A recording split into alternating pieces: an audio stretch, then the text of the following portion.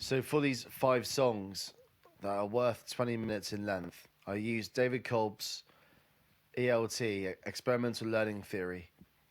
This has been adopted into workplaces since 1984, and it comprises of some really important points which I use for reflective practice in my music production. Most crucially, advocated learning from experience and learning by doing without the need for a tutor there. Okay, so I tried some various things like putting new strings on my Fender Jazzmaster and just going with the flow, not knowing what string was what notes each string was tuned to. So I basically just put them on, and some strings were slack, some were tight, but I'd had no clue what notes the 6 strings were attuned to. So here's me just checking.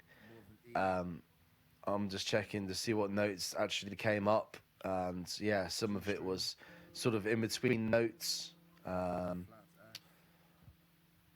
of it was flat, but yeah, it was far from the E standard EAD GBE, which is the standard tuning on a guitar.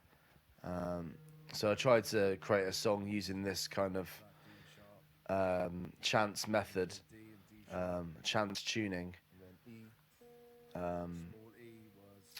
Just basically putting the strings on without tuning it to E standard, basically, and just seeing what notes appeared and what I could play. Here I did conduct a song where I was using the bending the string off the neck at the headstock area. So earlier composition ideas that were scrapped, I'm showing you here. So yeah, just trial and error. So this is all part of Cobb's ELT. And I used an interface which glitches, so I went back to my Motu M4, my trusty interface / preamp. So Be My Picture is the first song that I completed. I used a tin whistle. I went into DBS to conduct a lot of my guitar playing. So this is an example of me using an instrument which isn't traditionally associated with the shoegaze, dream pop genre. Something outside. I use reverse reverb, which is typical of Kevin Shields from My Bloody Valentine. So there's still the traditional shoegaze in there. I use a freeze pedal, a tremolo pan pedal, which is stereo, so that allowed me to connect 2 amps. And then I put microphones, various microphones in between 2 amps, and the 2 amps were changed quite a lot. Sometimes I used the orange with the orange head and the Fender. Sometimes I used a Roland Jazz Chorus. Sometimes I use a Vox AC30. So just for tonal differences, I experimented with different variables. That's a flanger mode on the Cathedral. I used the freeze pedal to get that Lamont Young delay. Wanted the drone all the way through it in the background. I used EBow as well, another example of creating sustain on an electric guitar instead of picking or using your fret in the hand. Instead of picking or strumming, you can rest that on the strings, and it's like a magnet. And that's different ways of bending the notes. Just demonstrating different ways. I was using the EBow. So yeah, freeze your right hand up by resting it like that. So I could do stuff like bend the tremolo arm, the vibrato arm, change the pitch, create all these kind of moaning feedback effects. Make it sound like the guitar is like all these whale sounds. Adjusting the tone as well. That does get some interesting sonics from that. And then changing the pickup selector from the bridge, and then going to the top selector right there, and then that gets you to the the top pickup, the neck pickup, and then you can adjust the tone using that toggle there. That's volume. So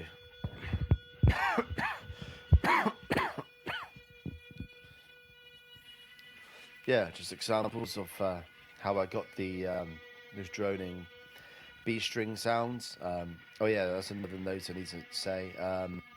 So for this, I tuned the bottom E string to a B. So I had two B strings at the bottom of the guitar, um, just for those extra octaves, to create that kind of octave style, Pixies kind of influence.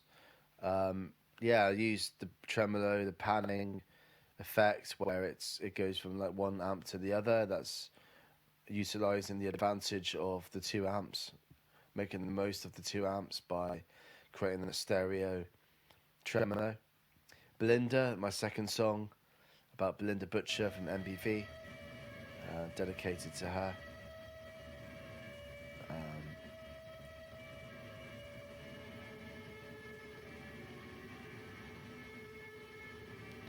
As you can hear, had a bit of low rumble on the Tascam and the mobile phone recording, so I rectified this.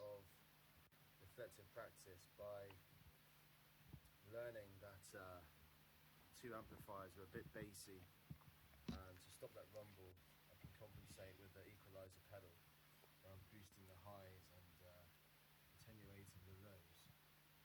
So I've got the I'm gonna get the of the 1.6K kind of region, and of the more bitey 3K region.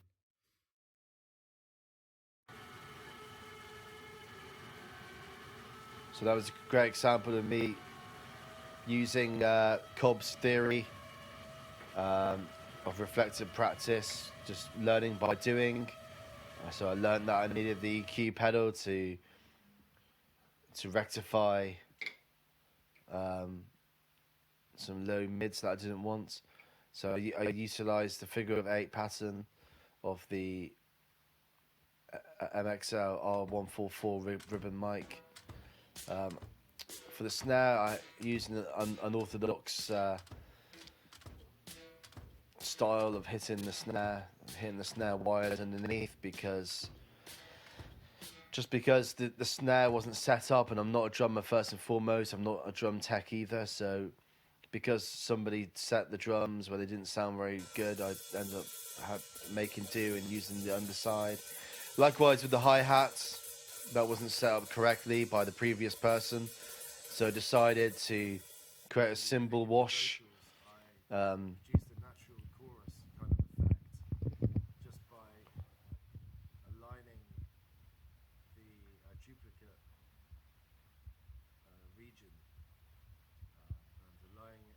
Aligning it out of sync with the other one, so it gets a little delay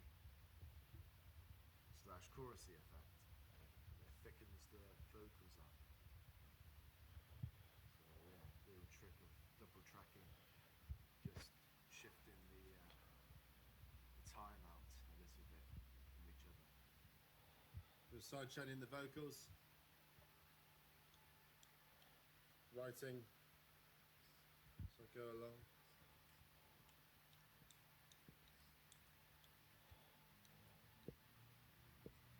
Writing the automation as I go along. So using the XY axis of the mics on the Tascam TR40 to catch the tweeter and the woofer.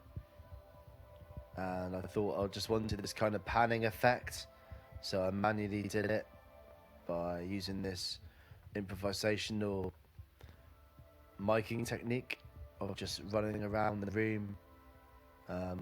Made sure I was on my tiptoes so that I didn't create too many thuddy sounds that could be picked up. So I tried my best to be quiet.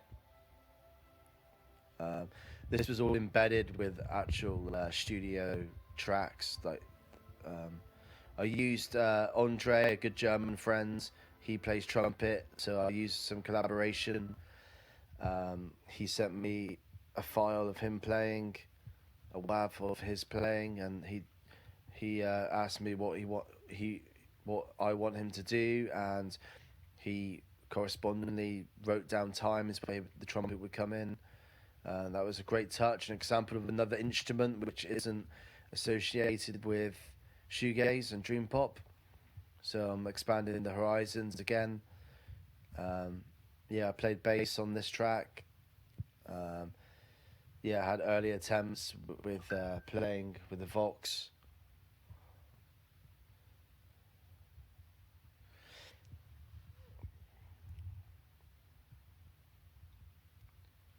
So now I can breathe. Um,